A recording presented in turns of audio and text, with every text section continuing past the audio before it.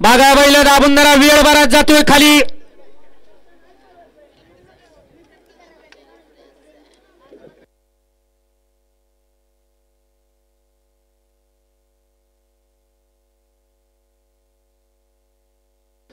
सुटला भव्य आणि दिव्य अशा मैदानातील गाडी क्रमांक 51 सुटला. एक गाडी बाद झाली, दुसरा सुद्धा बाद झाला आणि इकडं 5 जणांच्यात लढत चालू आहे. कोण बाजी मारतोय 51 मध्ये शेवटच्या क्षणापर्यंत लढत अतिशय सुंदर. मागल्या गाडी लक्ष द्यावं, इकडनं गाडी आली,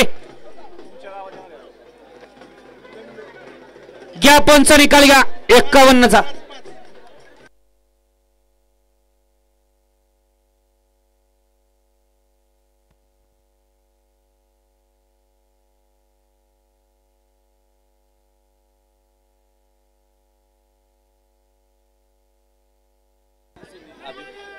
गाडी क्रमांक 51चा निकाल आहे. तास क्रमांक 5 वरती धावलेली गाडी आहे गावदेवी प्रसन्न कुमार प्रथमेश वैभव सेठ मुठे रिद्धी सिद्धी मोरगाव या गाडीचा 1 नंबर आला.